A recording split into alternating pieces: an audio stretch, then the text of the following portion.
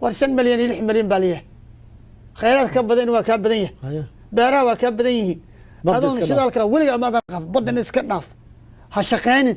دد كلا كو شقين عادين لك waxa lagu siinaa lacag waa laga dhijinaya laakiin ma isku filan tahay burmis jeclaan kartaa kaliya ma tahay Soomaali ma tahay ninka walaalka ma qadari kartaa hadduu xun yahay iyo hadduu fiican yahay aduu ka dhashay ma ku qadari kartaa ma dhigi kartaa waa nin Soomaali daawanaysan waa Universal TV oo anigu Zakariya Aadan haddaba alaaba barnaamijyadeena waxaan ku soo qaadanaa dhinaca siyaasadda isboortiga iyo doodaha furan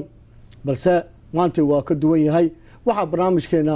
ku soo marti qaadnay Professor Ali Caydiid ahaana professor ka dhiga jaamacadda Gaheer ee dalkeena Soomaaliya maadada chemistry-ga haddana ku nool gobolka Minnesota gaar ahaan magaalada Minneapolis Ali Caydiid wuxuu ka mid yahay aqoon-yahanada Soomaaliyeed ee u soo qaxay dhinaca iyo North America weli waxa ku jira maadada chemistry-ga asagoo aad arkaysid in ardayda haday noqon lahayd dugsiyada dhexe dugsiyada sare iyo jaamacadaha maalin kasta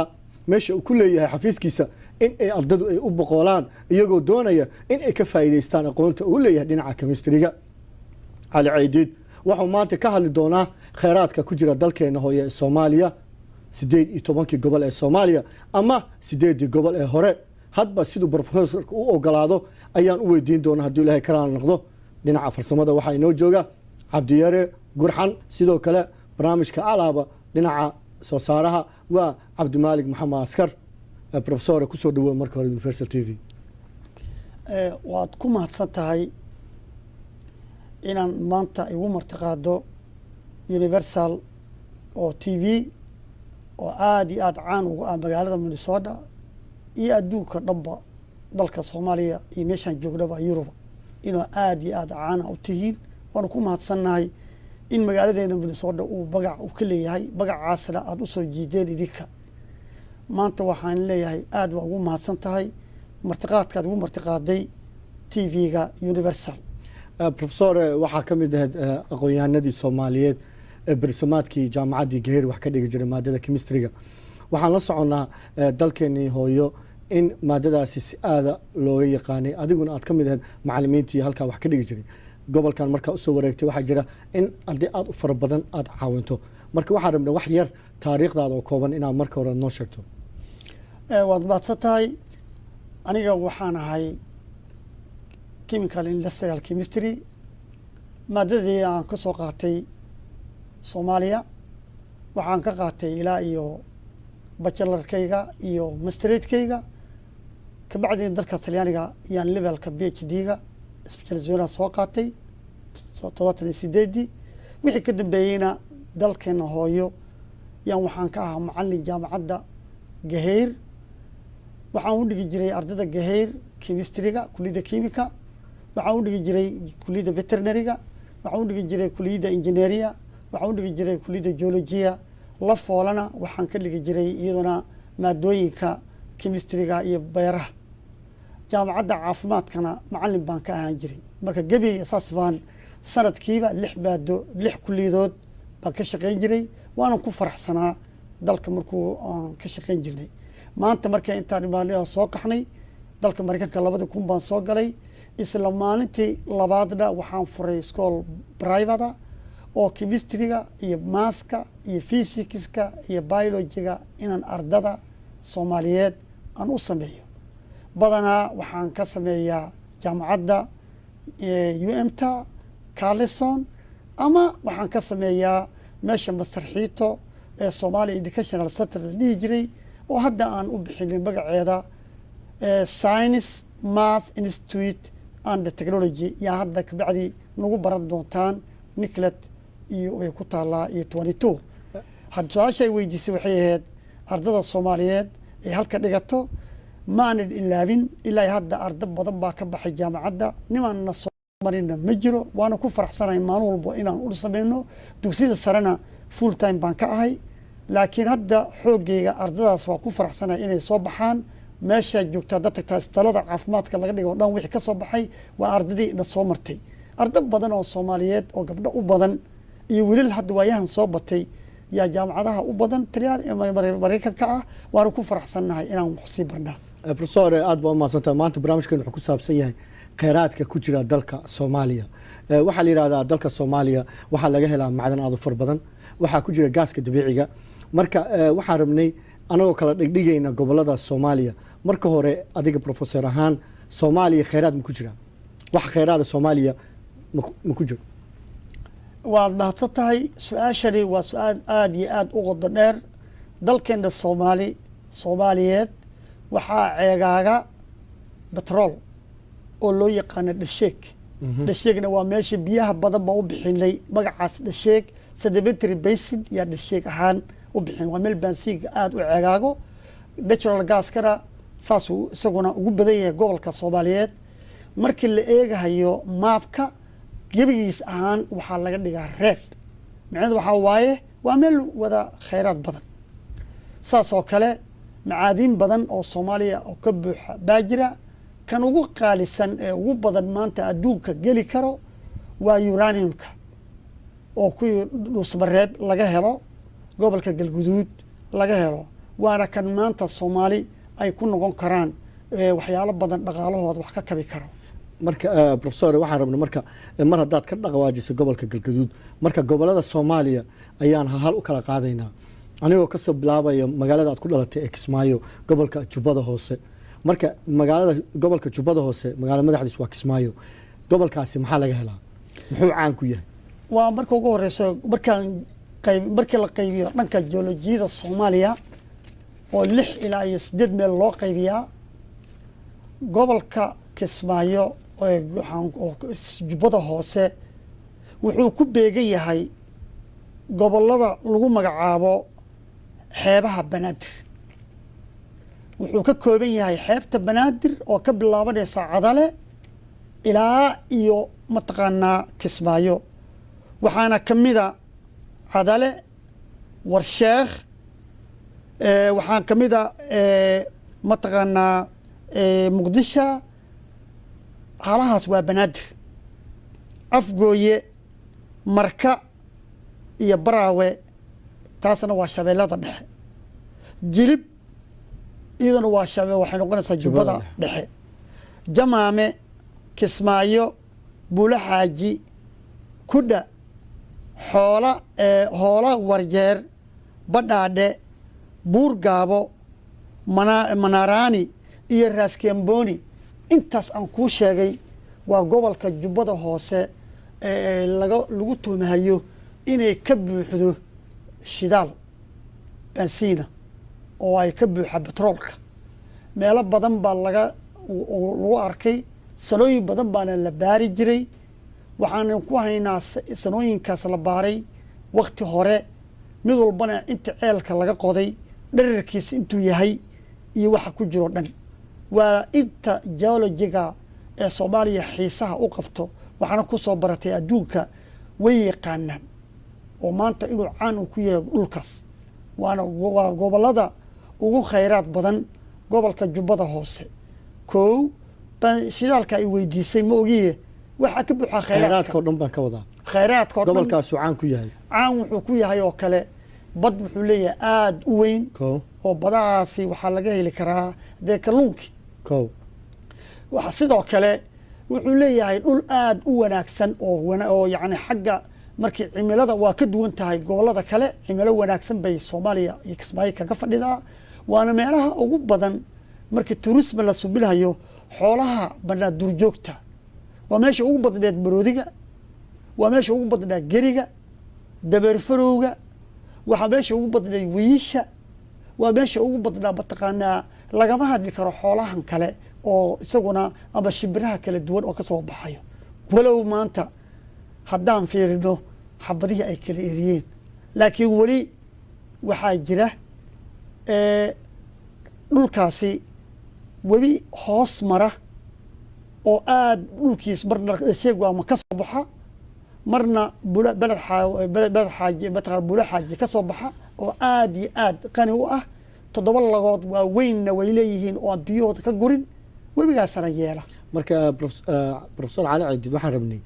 marka gobolka jubbada hoose adoo soo koobaya waxaan rabnaa gobol walbaba inaan u tagno kheyraadka ku jira hadday noqon xoolihii hadday noqoneed macdantii hadday noqoneed gaaskii hadday noqoneed dhinaca badda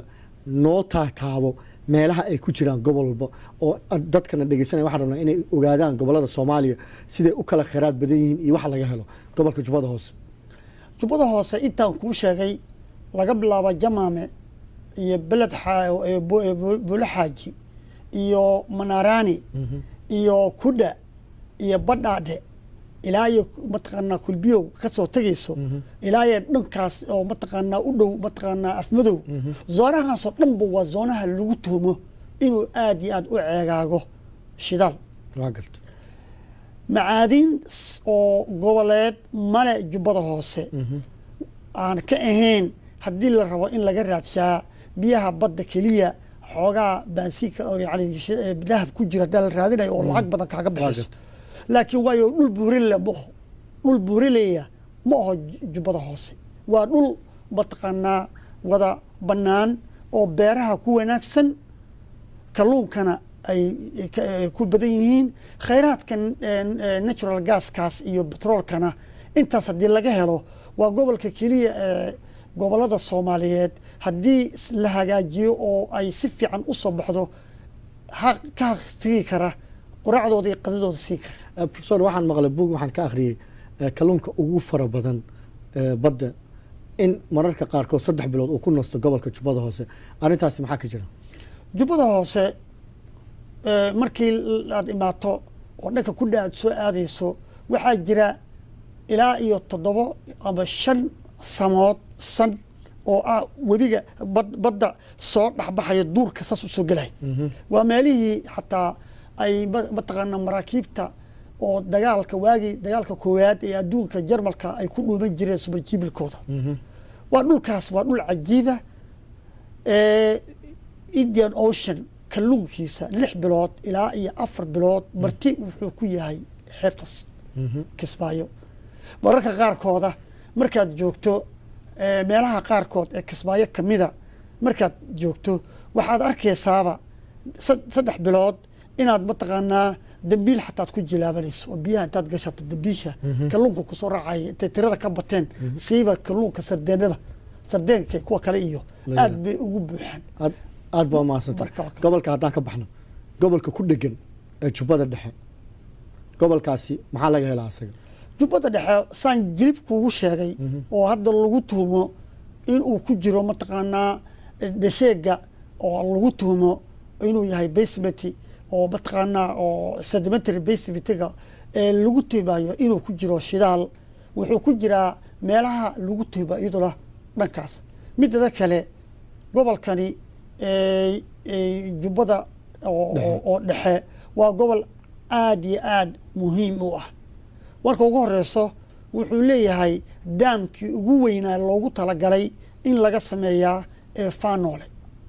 aad buu ugu yaala daam kale ku yaala oo isaguna magaalo madaxda oo mataqaanaa Bu'aale isaguna mara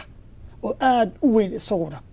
dhulkaas aad iyo aad boy wuxuu ugu wanaagsan yahay xagga xoolo dhaqatada waxa ka sii daran beero badan ayuu leeyahay oo aad muhiim u ah hadday maanta nabad ahaan lahayd meelaha waxay ahaan lahayd meeshii mashruuca Faanoole waa mashruuca keliya ruushka markuu joogay uu ku talagalay beeruhu ka sameeyo iyo xoolaha isku dhafka uu ka sameeyo in Soomaaliya dhan laga geeyo in cunada raashinka laga qaado ee la geeyaa Soomaaliya oo meeshii loogu talagalay marka gobolkaasi macdan iyo gaas maxaa ku jira? gaas baa lagu tumayaa aad u badan iyo shidaal wuxuu leeyahay oo kale beero waa gobol beero ku wanaagsan midda kale gobolaadka kale oo ugu duwan yahayna waa meel aad iyo aad xagga malabka ku badan malabka aad iyo aad buu ugu badan yahay waa gobol caan ku ah aad iyo aad buu caan ugu yahay waana gobol dadka degan yaqaano micnihiisa waana meesha webiga Jubba uu maro beero badan ay laga sameyn karo mashruuc badan laga sameyn karaa waana meesha kaliya mataqaanaa geelta laga soo qaado laga dhoofi karo Kismaayo. Professor aad baa mahadsantahay gobolka Jubbada Shabeellada Hoose marka haddaan ka soo qaadano ilaa ay Afgooye ka soo bilow Afgooye waxaad imaataa Qoryooley waxaad imaataa Janaale waxaad tagtaa Nguji waxaad tagtaa Baraawe waxaad tagtaa Markacadey dhulkaas oo dhan waa dhulka lagu tuumo inuu cegaago shidaal siiba natural gaskana aad iyo aad buu ugu badan yahay haddaad xusataan soomaaliya markii uu maxamed saad allah u naxariista madaxweynaha ka ahaa haddaad xusataan waxaa ku jiray in afgooye ilaa iyo qoryooley laga rabay natural gas in laga sameeyo oo mar la xiray oo la rabay maraykanka inuu sameeyo oo xataa afgooye markaad usoo leexanayso waad soo aadaysa marka gurigii hoteelka ismaaciil uu lahaa oo ku yaala jeerada la yiri xataa waan kaa garanaynaa yani waxaad garan kartaa marka dhulkaas inuu ahaa dhul aad iyo aad ugu ah mataqaa natural gaska caan ku ah ko dhul beereedna waaya waa dhulka maanta aad iyo aad ugu khayraad badan beero badanna leh beeraha ugu badan mataqaanaa iyo muuska laga dhoofiyaa markii jubbada hoose laga bixiyo haddee meeshaasna waxaa waaye meelaad belaysan karin waa dhul aad u beeraad badan ilaa iyo guji afgooye ayuu hayaa kulli was wadayaan waa dhul aad iyo aad oo u barwaaqo badan beerahana ku wanaagsan khayraadkan haddii laga helaa laakiin dhul oo aan ku dhihi karo macdan buleey bale buuro ma leh dhul buureed ma aha laakiin waa dhul beereed haddaa aadna gobolka garbahaarey baharey gobolka gedo waa gobol ku wanaagsan xoolaha xagga dhaqashada wuxuuna leeyahay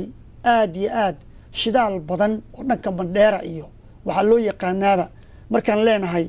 zoonka oo kamida waxaa kamida iyaga magacooda dhanba oo la soo baxo waxaa loo yaqaanaa mataqaanaa dhasheega luuq iyo mandheera markaan ku leenahay mandheera waa dhanka gobolka waa laba gobol baa is haysta marka waxaa is haya bakool iyo waxaa is haya gedo luuqna weli dhanka gedo ay u xisaab waa meel aad iyo aad oo ah lagu tuumo saasoo kale waxaa kaloo kasii daran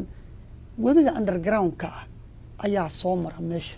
webiga ganaane markii aad meesha aad joogtaa dhuusa la dhaho militariga deganaan jiray webi baa arkaysaa hoos buu gelaya waa meesha dhisagaba ka soo baxo waana aad iyo aad buu muhiim u yahay dhulkaasna waa dhul beera ku wanaagsan siiba aad iyo aad waxaa la yaab leh tubaakada ugu fiican ee ugu wanaagsan adduunka virginia waa midda ka baxda baar dheere zoonaheeda waana waagii xamar la sameeyey warshada sigaarka waa midii laga soo qaadi lahaa virginia midda kale waxay leedahay meelo kale oo ah berbere unbaa markii laga reebo dhanka gedo waxay leedahay aad iyo aad caan uga ah buuraheeda sibir shameentay leedahay shameenta aad iyo aad weliba tan berbere ka weyn ayay leedahay waagii la sameynhayeyna berberena waxaa la dheelitirhayey gobolada soomaaliya in la dheelitira xagga warshadaha laakiin waxaa la diidaya gobolka kulli southka inuu ku bataa saas daraaddeeda marka berbere waxaa laga sameeyey iyadoona qiimo badan bay leedahay iyadoona warshad kale in la sameeyaa oo sibira ayaa lagu talagalay gobolkaas caan wuxuu ku yahay aad sibir iyo basasha iyo tubaakada iyo beero waxay leedahay siiba moordida beeraha ku baxa mataqaanaa moordida waa meesha ugu wanaagsan oo uu ka bixi karo waxaa kaloo ku yaala markabley waa biyo xireen markabley waa meesha keliya webiga jubba haddaad ogtihiin waa webiga saddexaad ee africa waa webiga toddobaad ee adduunka soomaaliya haddaan nahay ma naqaanaad u malaysaa markii africa laga reebo congo iyo nile kan saddexaad waa jubba waa webi maraakiibtana ay mari karto waxaad garan kartaa waa dheeryahay hoos uu dheeryahay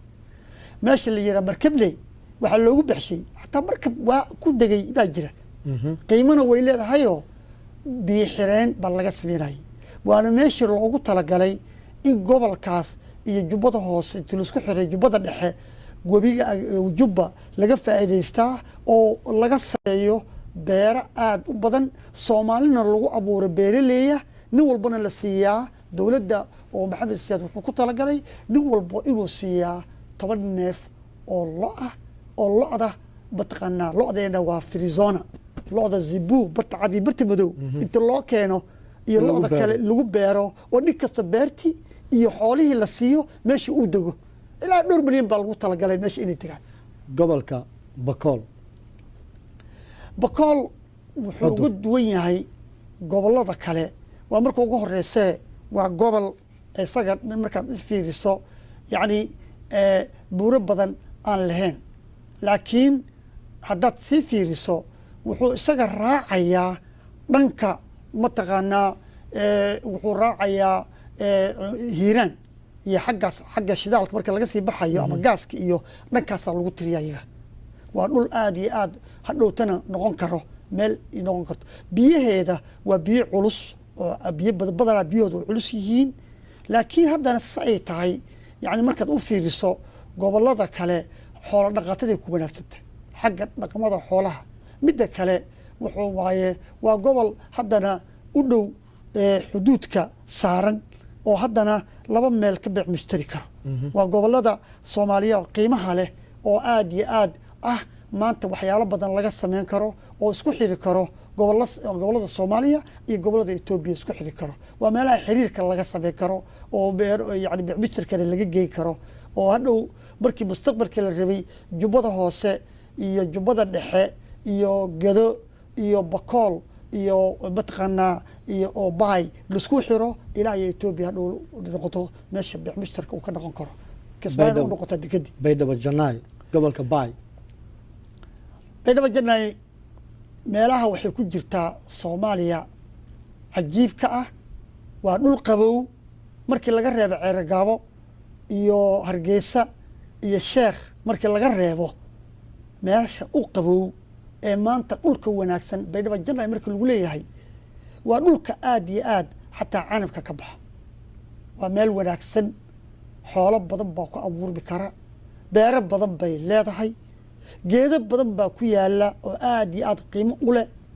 mashaariic badan baa laga sameeyey xagga beeraha ugu wanaagsan waxay leedahay meelo badan geedo badan oo daawooyinka dadka laga sameyn karo siiba daawooyinka mataqaanaa ilkaha dadka lagu suuxiyaa laga sameeya dhowr geed anaa ka qaaday kula jooga sweden geeyey waa meel aad iyo aad mataqaanaa meel dhanka bonkay markaad tagto waa dhulkana dadka degana badanaa xoolo waa dhul ilaahay xoolo ku manaystay dagaalada hadda ahligaa dhacay ma ogiye waa meel mataqaanaa markaad fiiriso baydhabo aad sii aadayso dhanka mataqaanaa oo aad sii aadayso mataqaanaa baar dheere oo aadan ka bixin dhanka oo aad aadayso mataqaanaa waa dhul isaguna buuro leh burahaasi waxay cajiib ku yihiin oo aad iyo aad meelo badan oo jubbada dhexe ay isku xiran yihiin jid waxaa jira ka baxo oo kabacdi aad aadayso jubbada dhexe waxaa jira jidad badan ay qodeen maraykanka oo loogu talagalay in shidaalo laga raadiyo jidka ku jira waxay soomaalida u yaqaan waxay ku leeyihiin waa jidkii baasiinka laga dooni jiray marka dhulkaasi waa dhul cajiiba waa meelaha berri soomaaliya ay wax ka qabsan karto xagga xoolaha xagga mataqaanaa beeraha xagga mataqaanaa iskuulaadka ugu wanaagsan oo loogu talagalay jaamacadaha xagga veterinariga iyo xagga mataqaanaa ugu wanaagsan ee soomaaliya waagii annaka aan sahmin jirnay aan ku darnay ayuu ahaa waana meel aad u xiiso badan shidaalkeedan aad ka heli karto marka professor waxaan rabay gobolka jubbada dhexe waxaan dhihi lahaa gobolka shabeellada dhexe ee jowhar shabeellada dhexe waa marka ugu horeysee waa gobol aad iyo aad ugu dhow mataqaanaa gobolka banaadir badanaana wuxuu badanaa waxa banaadir uu qabo ayuu la qabaa khayraadka banaadir ku ceegaagan oo markaan leenahay cadalo laga bilaabay oo ku jirto baa iyaduna lagu sii wadhayaa kusii jirta waxa u sii dheer waa meel warshadeed warshadda sokorta yaa aada ugu taal beero badan qasaba beero badan oo qasaba soomaaliya meel qasab ka baxaya oo aada ugu sii badan iyadii waxaa jirta markii laga baxayo jubbada dhexe warshadda mataqaanaa mareerey yaad arkaysaa oo ilaa iyo afmadow beerteeda la gaarsiin karo 60 beerood baa loogu talagalay dhulkaas waa dhulka beeraha oo yaab kale oo laga sameyn karo waxyaalo badan oo mataqaanaa warshadaha waa meeda keliya leh warshadda dharka laga sameeyo ayaa balcad waad og tahayoo soomaaliya warshadaha ugu waaweyn ugu qiimo leh bay ka mid tahay shabeellada oo mataqaanaa dhexe waana meel isku xirta banaadir iyo hiiraan u dhexeysa waana xagga xeebahana waxay leedahay xeeb aada u ballaaran dhinaca warsheeqna haddee waxaa iskugu tegey webigii undergroundka ee ka imaaday nugaal idinka ma u malaynaysiin oo webigaas warsheekh ku shuba dhankaas oo ku shuba oo soo maray dhankaas dhulkaas nugaal oo ka soo baxa oo hoos soo maray yaa ku sii dhaca waa dhul aada iyo aada mataqaanaa aniga aan tegi jirnay badanaa cilmi baarid aan ka samayn jirnay waana meel yacni aada mataqaanaa shidaalkeedana dhanka oo warsheekh iyo cadale iyo dhankaas ay saaran yihiin dhul beereedna ah dhul warshadeedna gobolka hiiraan beledweyne hiiraan aada iyo aad wuxuu ugu dhow yahay oo lasraacshaa dhanka dhuusamareeb waayo hiiraan waa meesha keliya u dhow mataqaanaa meelo badan oo natural gaska laga helo ee dhanka mataqaanaa etoobiyana u dhow dhulkeeda buuraheeda iyo waxaas dhan dhinacna waxay ka saaran tahay bakool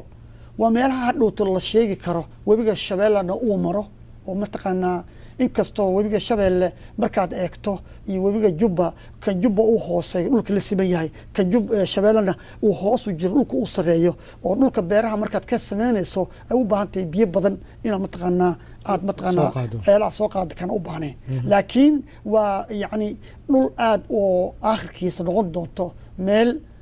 xagga natural gaska caan ku noqon doonto mideeda kale waxaa la yaab leh oo soomaaliya oo maanta dhulka keliya geedaha noqdo dhagax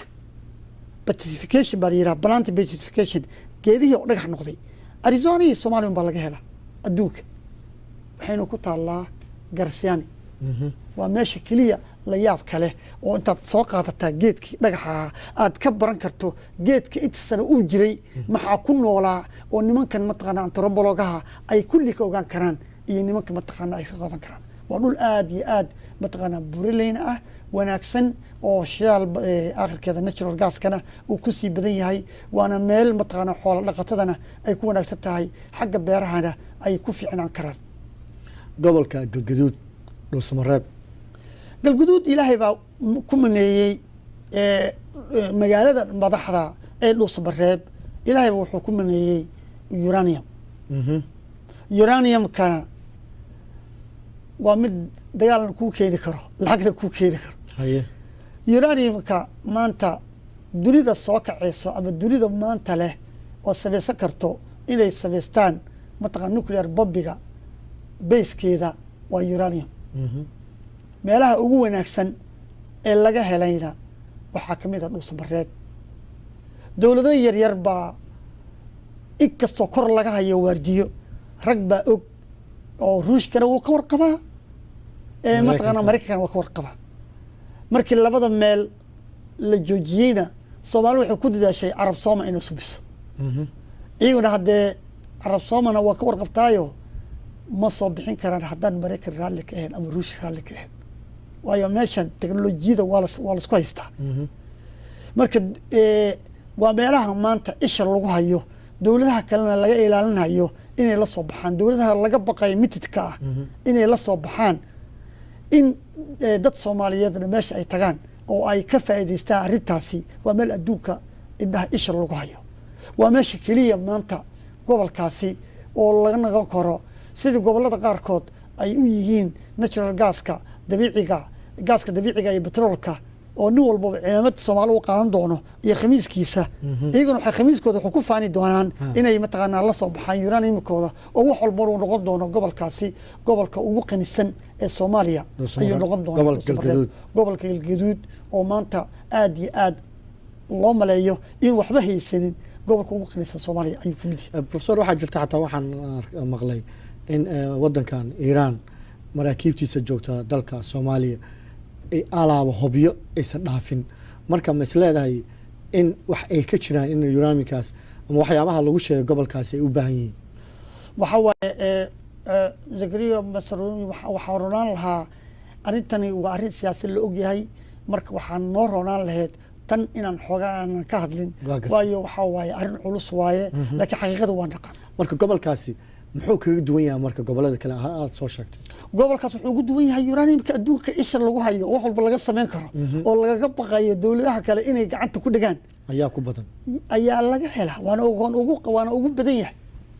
waana gobol mataqaana noqon karo mataqaana liidarka Soomaaliya ka noqon kara ayuu noqon doonaa Soomaaliya yaa ka noqon karaan waxa ku agdhow gobollo badan oo mudug kamida oo markaad sii fiirisaa hadda galmudug oo kale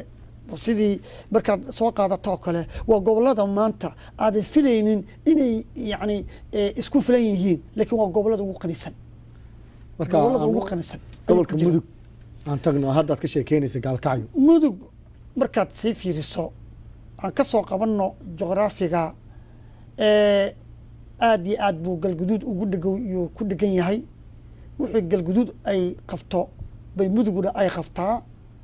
laakiin mudug wuxuu ugu duwan yahay waa gobol aad iyo aad mataqaanaa xoolahana lagu dhaqdo meel noqon kara mataqaanaa beecmishtarna oo 3 jid intuu mari karo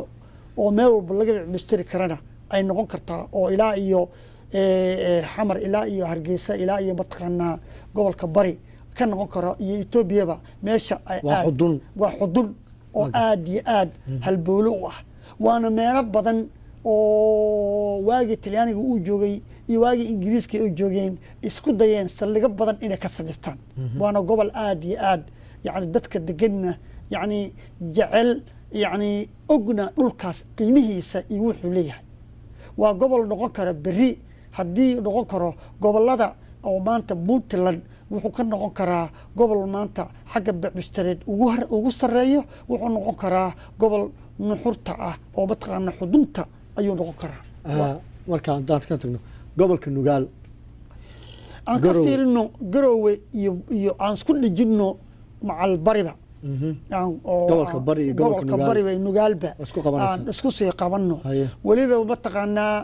goboladaasi waxaa soo raaca sanaag iyo togdheerna waxaan togdheer yaa dhigay sanaag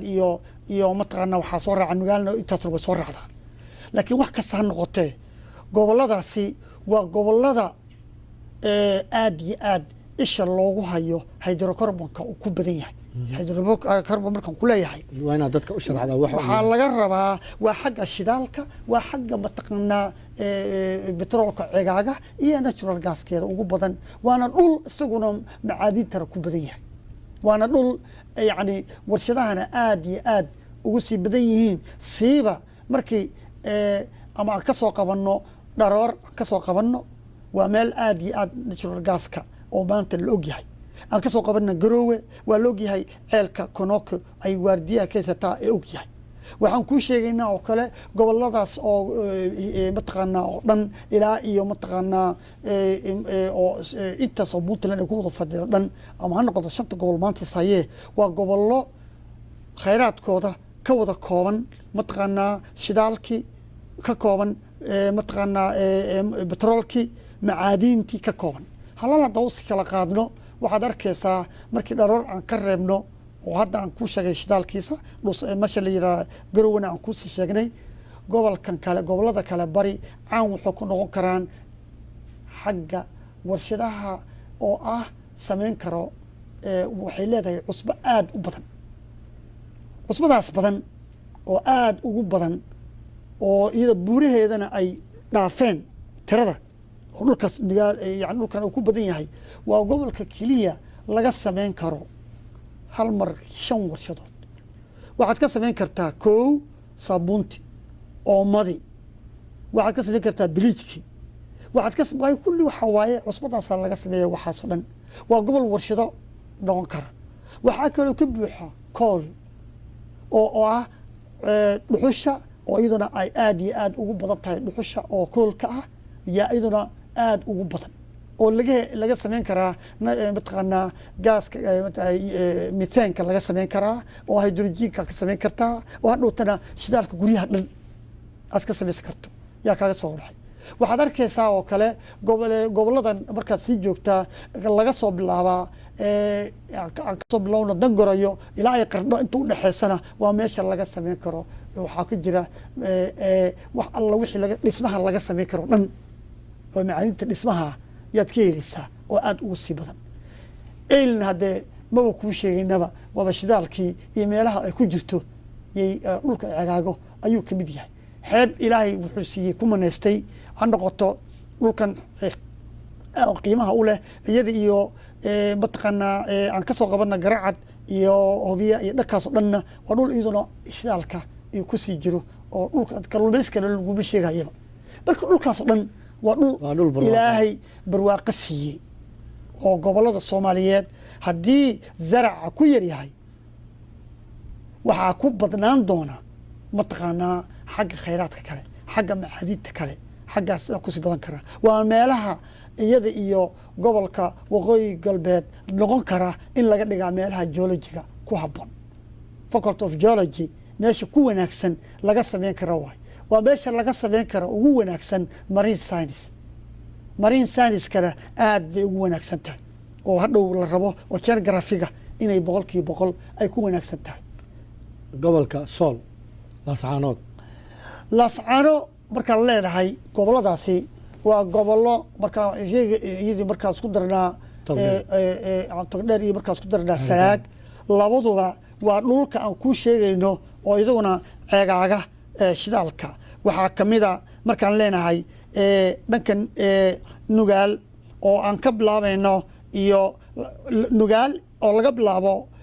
holhol ilaa iyo markaan mataqaanaa garacad iyo eyl isku keen intaasoo dhan qayb waxaa loo yaqaanaaba qaybta afraad ee ceegaago mataqaanaa dhasheega betroolka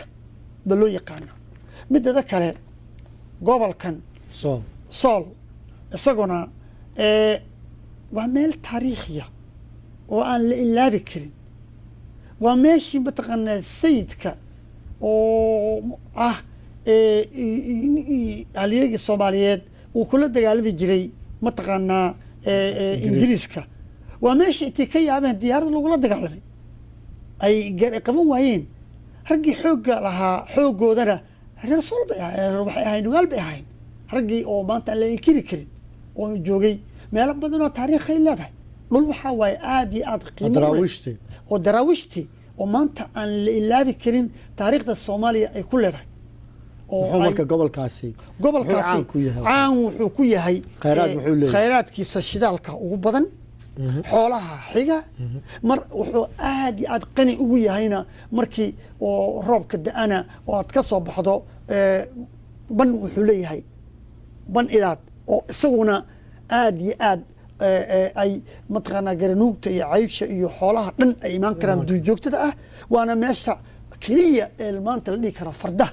dhulka soomaaliyeed fardaha laga heli karo weeye dhulkaas markaan oo aad iyo aad ugu dhow sanaagna haddee waxaan ku talagashaa sanaag inay ahayd meeshii ugu horreysay ee iskuulka dayaxa laga furay waa iskuulku waxbarashada ugu horreeyey markii sheekhiya laga reebaa iyo camuudiya laga reebo meeshuu ingiriiska ku talagalay dayaxa waa meelaan malaysan karin quruxdeeda marka gobolka haddaan aadna ceerigaabo haddaan sii fiirino maasha allah waa gobol isaguna aad khayraad badan leh waxaa caan uu ka yahay labada kabar oo kobrunka ee maanta ugu qaalisan ee laga helo labada noocba waa laga helaa iron ba ku badan waa meesha maanta aad iyo aad ay ugu badan tahay ceelaf weyn xaggeeda ah waxaad ka helaysaa oo kale dhul wanaagsan oo isaguna dhirka wataan kuu sheegay isaguna wuxuu leeyahay khayraadka ceegaaga ee dhirka shidaalka ah isaguna waa leeyahay waa dhul mataqaanaa ka duwan meelaha kale oo aad u dheer 7,000 oo fiid ah waa meel aad ku abuuri karto canabka wax kasta aad ku samayn karto dhulka qabow waxa inta ka baxo qabowga xaggan uu ka baxayaa buurta daala markaa tagto meesdheheesi Soomaaliya joogta buurtaasi yaabkeeda waa markii ugu horreysay aniga markaan arkay ugu horreysay inaan tunnel ka dhaxbaxo oo ay ku qorantay 1948 Talyaani sameeyay tunnel ay ku qoran meesha oo laga dhaxbaxay markaad buur korkeed aad kortana aad yaabayso inaad mataqaanaa aad arkayso bilicdeeda iyo quruxdeeda waa meesha lagu talagalay in laga dhigaa Soomaaliya haddii ilaahay nabad ka dhigo waxay noqon doontaa sida maanta meeshan la yiraa mataqaanaa Yurub siiba markaad joogtaa zurikh markaad joogto oo switzerland aad joogto waxay leedahay meel la koro oo bahal wiish ku wadahayo oo hadhow taro dhul kor buu ku geynaya aad soo noqonayso haddana dhulka hoos imaanayso quruxda leh kaasaa laga samayn karaa marka waa meel dalxiis xagga dalxiiskana ma ka maraysanaysi meesha keliya aan la yaabay waxaa waaye magaaladan Ceergaabo anuu weligay tegin 78kii baan tegey oo asanaad oo weligay aan tegin oo yaan meesha tegey ardaa wada geolojiya ah meeshaan geeyey waxaan la yaabay qabowgeeda intaan ka yaabay habeenkii hotel aan seexday yaan oday iska lahaa yaa intuu ii yimaado magaalada ku dhex yaallo ayuu yidhi niyow adiga waan ku arkay koonfur baad ka timida dhulkan ma taqaanii girgiru ii keenay wuxuu yidhi gedan qaado qabowga caawa jiray iskulle anna waa la yaabanay qabowga waan markaasuu ii keenay haddana shaal waa meel cajiib leh aad iyo aad meelaha ugu wanaagsan ayay ka mid tahay dhulka professor aad baa u mahadsantahay sidaad noogu sheegtay gobolada Soomaaliya haddaan u nimaano gobolka Togdheer Burco gobolkaas Togdheer iyo gobolka waqooyi aan ka Hargeysa ka soo qabo ilaa iyo mataqaanaa aan ka soo mataqaanaa gobolka Awdal aan ka soo qabano waa dhul baansiin aad u sii badan yahay hydrocarbonka aad xeebtiisa ugu badan yahay waxaaba loo yaqaanaaba laba meel baa maraysa waxaad arkaysaa aan ka soo qabana Zeylac waxaa loo yaqaanaa waa heerka shanaad xeebta Zeylac iyo bixin duule iyo waqooyiga Soomaaliya gacanka mataqaanaa cadmeed baa loo yaqaanaaye gobolkaasi wuxuu ilaahay ugu maneeyey intaasoo dhan aan kuu sheegayno waa gobolada ugu khayraadka badan waxaan kaloo kuu sheegayaa shidaalka ka sokow waxay ku dadaaleen inay baaraan inta hadda nabadda ka jirtay way ku talagaleen rag badan oo jooga aqoon-yahan baa jira oo shaqada badan ka qabtay waxaan kuu sheegaynaa oo kale gobolkaasi markaad ka soo qabato Hargeysa markaad joogto oo aad aado mataqaanaa meel mashruuc oo uu ku samayn jiray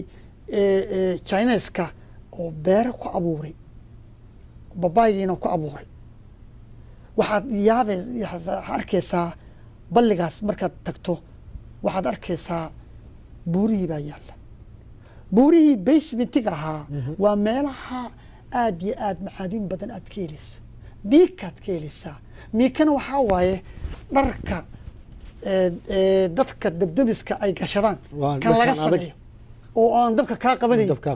yuu ugu badan yahay macaadiin aad u badan ayaan aniga ka barnaa ku sheegaynaa waxaad tegaysaa oo la yaab leh jidka hamarin caadiga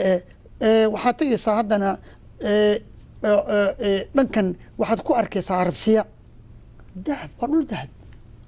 dahab ilaa iyo 26 garaat oo dahaba baad ka heli waagii laamiga la marinayay xagga dadka qayliyaan ku jirnay inaan xagga la marin laamiga laga leexiyo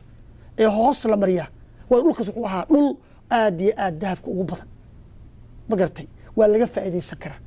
waxaa kale kuu sheegayaa dhulkaasi waa isaguna buuraheeda waa buuro oo la yaab leh markaad joogto bixin duula ka soo bax ilaa iyo waxaad imaataa lafaruug markaad imaataa waxaa ku jirta mataqaanaa macaadinta ugu badan ee maanta la joogo waa meesha laga helo waa meesha ardayda geology aan keeni jirnay waa meesha yaab kale waa meesha taariikhda Soomaaliyeed saddexda gobol marka goboladaasi waa gobolada khayr macaadin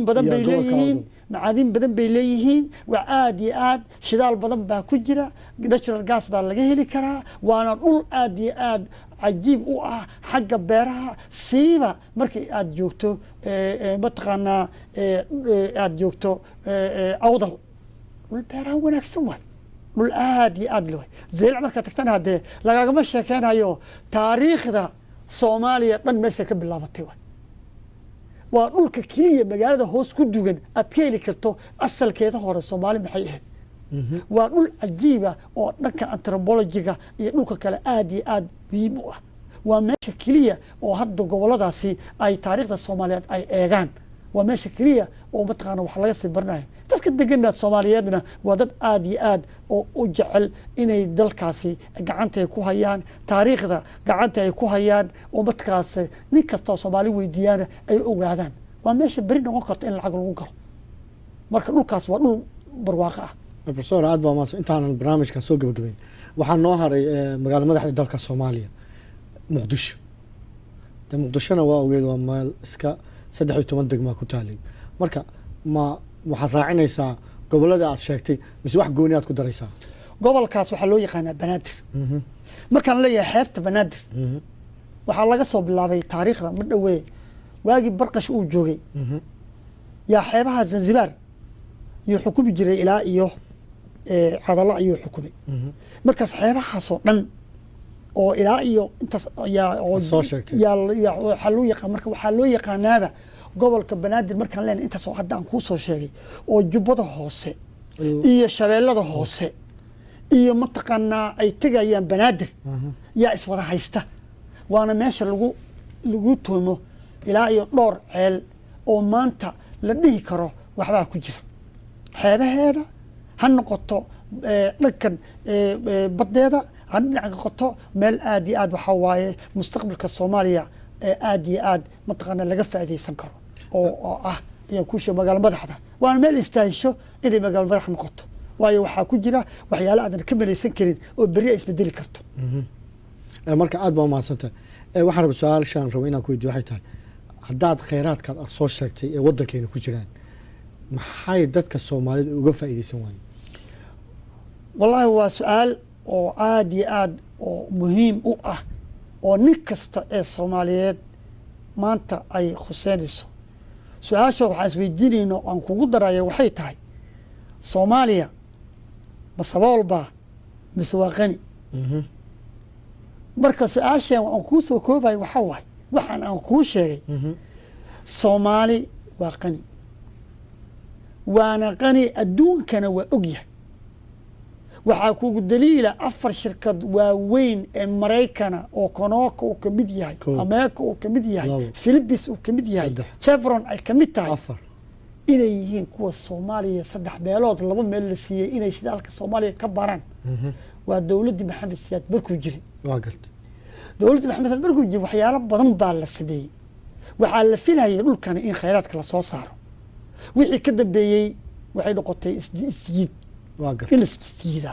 waxaa soo xiga Cabdullaahi Yuusuf oo isku dayay iyo cadde yaa kheyraadka baddas inuu ay ka faa'iideystaan shidaalka Soomaaliyeed isku dayay midna wuxuu isku dayay dhanka mataqaanaa federaalka midna wuxuu isku dayay dhanka Puntland laakiin wixii waa taqaanaayo wax alla waxay sameyn lahaayeen hadday Soomaali arrintaas su-aashaada haddaan ku noqdo Soomaali hadday Soomaali ku soo baxdo oo Soomaali ay noqoto oo ay isjeclaadaan oo ay isku danqadaan oo aynan isdilin oo ay yihiin keligood inay yihiin oo hal reer inay yihiin ay ogaadaan la yidhaha Soomaali qabiilkan aan maqlaysanaan uuna jirin guri kasta Soomaaliyeedna maanta inta qabaa'il ay ku wada nool yihiin abti bay isku yihiin gabar bay iska qabaan ilma adeer bay yihiin ilma abtilme bay yihiin waa guri kasta waxaa jooga inta qabiil isdilayso baa degan qabiilna wixii dagaalamay jiray niman waxay ahaayeen dan gaar leh waxay noqotay maanta hadday Soomaali ay rabto in ay noqoto way aragtay qaxooti micnihiisa dal aadan lahayn joogidiisa way arkeene hadday iska dhigaan inay noqdaan mid keliya inay walaal waxaan ahayn aan isdhihin dowladooda ay doortaan xataa madaxweynaha waxba aan ahayn ay dhaan war madaxweyne nota ay noqdaan la shaqeeyo kheyraadka la soo saaro dalkan waa qani dad baa kuu soo saaraya way barteen hadda cayr bay barteen Soomaali welfare bay barteen iyagoo joogo gurigooda yaa dowladda Soomaaliyeed welfare bay siin nin walba shaqeynay war 5 milyan iyo 6 milyan baa leeyahay kheyraad ka badan waa ka badan yahay beeraha waa ka badan yihiin adoon shidaalka weliga ma adan qaf badan iska dhaaf ha shaqeynin dad kale kuu shaqeynaya adina laakiin waxaa lagu siinaa lacag waa lagaa dharjinayaa laakiin ma isku filan tahay war ma isjeclaan kartaa keligaa ma tahay soomaali ma tahay ninka kale walaalka ma qadiri kartaa hadduu xun yahay iyo hadduu fiican yahay aduu kaa dhashay ma ku qadari kartaa ma dhihi kartaa waa nin soomaaliyeed oo walaalkeeya war gobol kasto hadday fiicnaato nin walbo gobol kasto waxay qaadanayaan iyagu waxay barteen carabta iyo nimanka taajiriinta khamiis cimaamad samaho anakuna cimaamad baan qaadanayna khamiis nooc kale ah socodkan waa hadii la rabaa la bedela hadda u baahan tahay socod hadda u baahan tahay professor ma isdhihi kartaa Soomaaliya dhanba gobolka galguduud kaliya ku filan war Soomaaliya gobol hal gobol baa ku filan kara hal gobol kaliya haddii ay nabadooda laga helo hal gobol ku filan kara iyaga nabad ma laga hela gobolkee soo qaban lahayd professor haddii lagu dhilaa gobolka Soomaaliya kaliya gobolkee soo qaban meel meesha kale ka fiicanta meel walba Soomaaliya meesha kale way ka fiicanta meel gooni aan ku dhihi karo ma jirto marka wadan waa qaniba wadankeena waa wadan qani ah waxaan ku sheegayaa 81 shirkii ugu dambeeyay geologiya ee la fadhiistay ee nimanka adduunka khubarada iskugu yimaadeen Ingiriiska London iskugu yimaadeen rag badan oo khubara oo Mareykan waxa ka soo jeediyeen Soomaaliya inay tahay dhulka ugu kheyraad badan ee xagga shidaalka adduunka rag badan baa qoslay waxay dhahan waxaan ku qoslay lama hadalka yani waxaan la yaabanahay la yiri marka dhulka saas haduu yahay yani markaas indhaha lagu furay war iyaga ku raba adima laga heli karaa nabad leh iyagiiba waxay leeyihiin Soomaaliya ana heshiisiin lacag bay Afrikaanka dawladda Afrikaanka waxay bixinayaan lacag inay Soomaaliya heshiisiyaan maxay kugu imaanayaan dawladda Afrika kugu imaanaysaa lacagtii yaa dhiibhaya in adiga lagu heshiisiyo laakiin adiga ma lagu heshiisiin karaa haddii adiga aadan heshiin karin oo boqol qof aad u shaqaynayso oo dalkaadina aad ka jeedo yaad marka intaan barnaamijka soo gabagabayn sunta lagu rido ilaa waxaa tahay macallin dhinaca chemistry-ga dhibka ay leedahay sunta Soomaaliya lagu aaso wax yar nooga sheeg wallaahi waxa waaye arintan waxa sunta marka lagu sheegayo waxyaalo badan bay soo raad gali raadkeeda waa badan tahay meelo badan bay gali maanta waa la sii celiyahay bari waa la isnacayaa marka waxaa roonaan lahaa arintan iyo mid cudurrada keenta maxaa kamid ah cudurro badan waxaad arki kartaa ayaantii oo jasimaaniga dhici jiray halay soo tuftay garacadii ka soo tuftay iyo meelo badan ee geedii wixii lagu duway ee soo tuftay ee meelaha qaarkood ka imaatay dadkii xanuunsaday waad ka garan kartaa dhibkii soo gaari marka annaka hadda ma dhaheen waxaa dhacay haddii adiga lagaa arko inaadan dawlad ahayn dhul ilaahay ku siiyey bad badan markab kasta iyo dawlad kastana qashin qub bay kaa dhigani qashin qub bay kaa dhigani qashin qub si laga dhigtana dawladahan waxay jecel yihiin meel qashinka lagu qubo laakiin haddaad dawlad ahaan lahayd oo dalkaada aad jeclaan lahayd oo dalkaada aad imaan lahayd waddankaad qashin laguma qubin dadkaadana kaama xanuunsadeen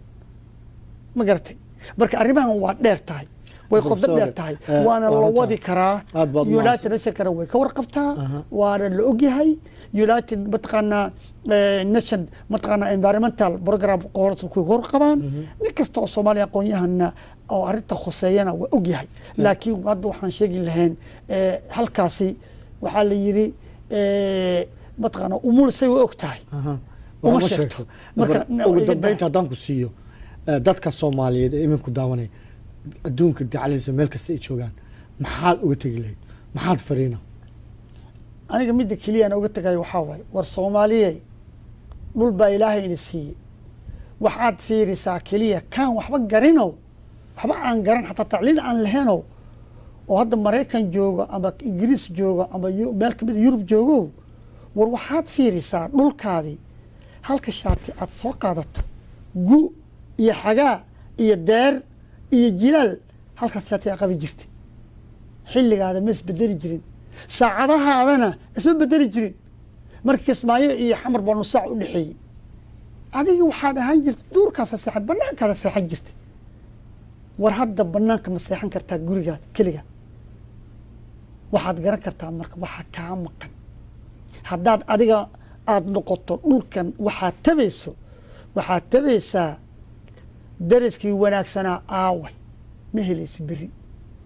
ninkii kula joogay agtaada aaway ma arkaysi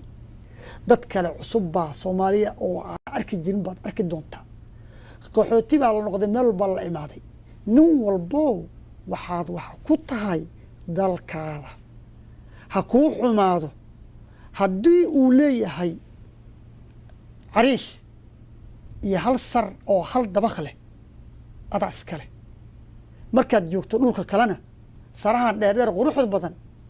dowlado kalaa maal gashaday adiga laakiin daarahaada adaa dhisatay taasaa ugu duwan tahay dadka kale adaa dhisatay